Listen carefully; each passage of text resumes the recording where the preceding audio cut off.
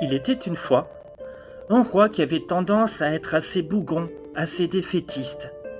Mais c'était un bon roi malgré tout. Son conseiller, c'était tout l'inverse.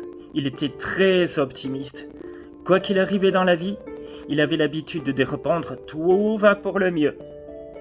Même lorsqu'il y avait eu des sécheresses, des inondations qui avaient fait perdre la moitié des récoltes du royaume, ou même quand la méchante reine du royaume voisin avait essayé de les envahir quelques années auparavant, toujours avec le même flegme, le conseiller disait « tout va pour le mieux ».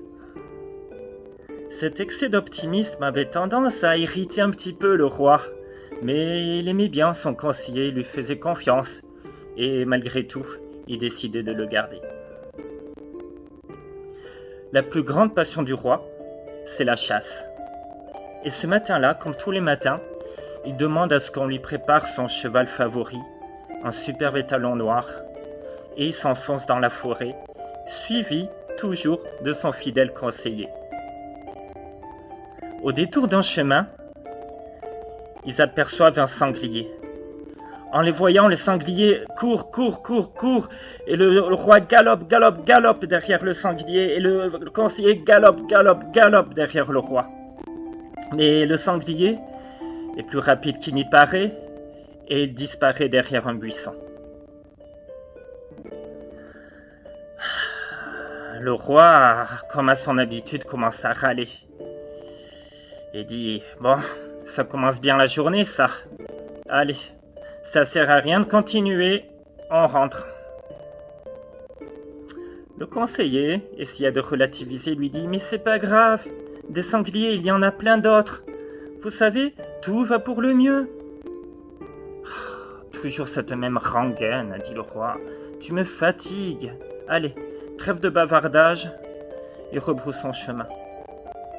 Sur le chemin du retour, le cheval du roi emprisonna son sabot dans des racines. Il ne pouvait plus du tout s'en dépêtrer. Le roi soupira. Oh mon Dieu, il manquait plus que ça. Le conseiller lui dit, c'est pas grave. Vous allez vous en sortir, tout va pour le mieux. Oh, tais-toi à la fin. Le roi descend de son cheval, prit son couteau et décida de couper lui-même les racines qui emprisonnent le sabot du cheval. Il était tellement énervé, agacé qu'il ne maîtrisa pas ses gestes et il se coupe le petit doigt net. Il hurle de douleur et enveloppe ce qui reste de son doigt, encore sanguinolent. Le conseiller essaye de relativiser et lui dit « C'est pas grave, sire, il vous reste encore 9 doigts, vous voyez, tout va pour le mieux. » Le roi hurle, c'est la provocation de trop, lui dit « Mais vas-tu te taire à la fin? Tu vas voir un petit peu ce qui t'attend quand on va arriver au royaume. » Il remonta sur son cheval et galopa cette fois jusqu'au royaume. Arrivé là-bas, il empoigne le conseiller par le col, traverse les sous-sols du royaume et l'enferme dans un cachot. Derrière les barreaux, il se mit à lui dire « Alors, on fait moins le malin maintenant, hein? Est-ce que tout va toujours pour le mieux ?» Puis il s'éloigne en ricanant, tandis que derrière lui, la voix du conseiller s'écrie « Oui, sire, ne vous inquiétez pas, tout va pour le mieux. » Alors là, il n'en peut plus. Il pousse un hurlement à faire trembler tous les murs du château et court vers la salle du trône, chasse tout le monde et demande qu'on lui laisse seul jusqu'à nouvel ordre.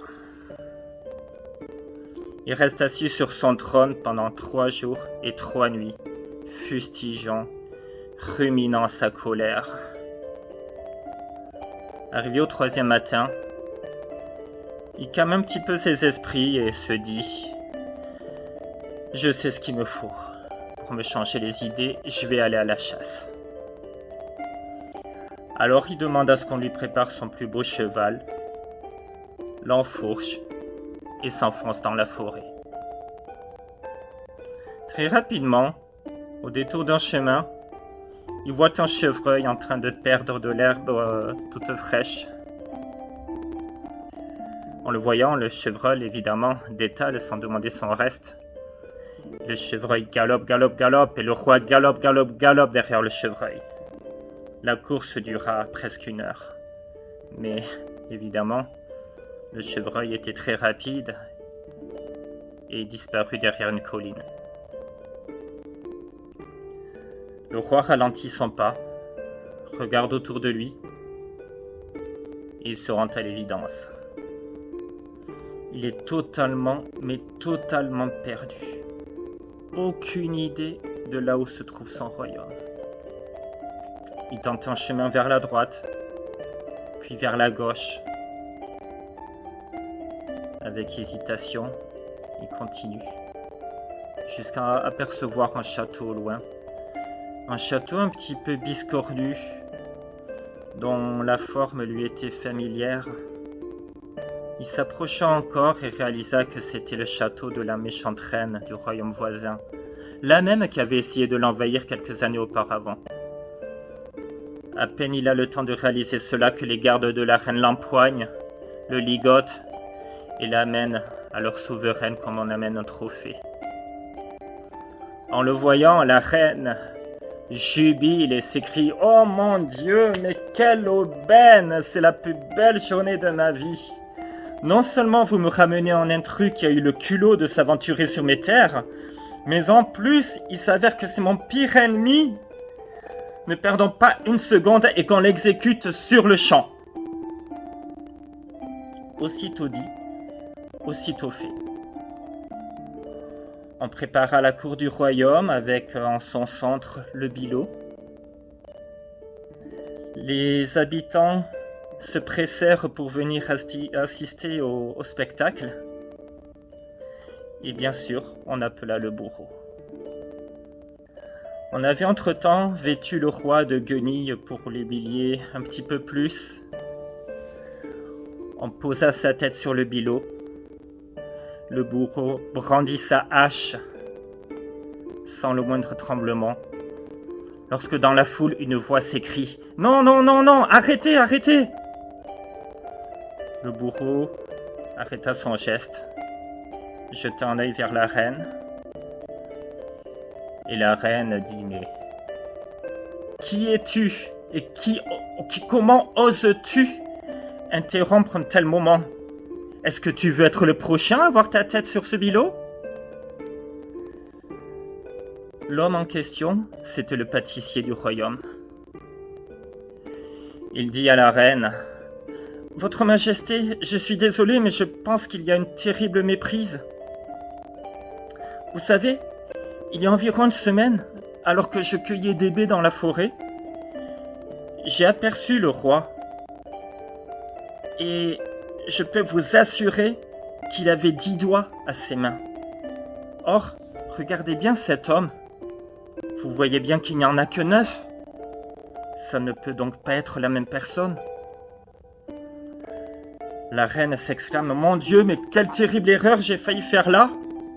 Tu as raison.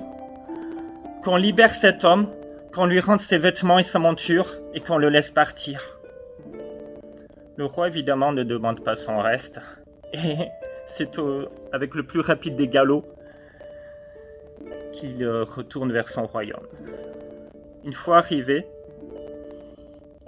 il alla libérer le conseiller, tout penaud, et se confond en excuses en disant « Oh, mon cher ami, mon pauvre ami, mais tu avais raison dès le début. Effectivement, tout va pour le mieux, puisque si je ne m'étais pas coupé le doigt, on m'aurait reconnu et je serais mort à l'heure qu'il est. Par contre, comment peux-tu te montrer si optimiste concernant ton propre sort alors que tu as été enfermé pendant plusieurs journées de la manière la plus injuste qui soit ? » Le conseiller sourit avec douceur et dit au roi « Sire, écoutez-moi bien. Si vous ne m'aviez pas enfermé, je serais venu avec vous à la chasse ce jour-là. Et on m'aurait reconnu grâce à mes 10 doigts. Et je pense bien qu'à l'heure qu'il est, nous serions morts tous les deux. Le fait que vous m'ayez enfermé nous a évité tout cela. Donc, oui, je persiste et je signe en vous disant que tout va pour le mieux. Donc voilà, ce petit conte pour vous dire que quoi qu'il arrive dans la vie, tout arrive pour une bonne raison et parfois on a l'impression qu'il y a certains événements qui sont là pour nous mettre la tête sous l'eau, mais non, c'est peut-être au contraire pour vous éviter une mésaventure encore plus grande. Donc gardez foi en la vie, faites-vous confiance et dites-vous bien que quoi qu'il vous arrive, c'est peut-être dans le but de vous faire avancer encore plus vers votre voie et pour vous réserver de bonnes surprises. Alors à bientôt.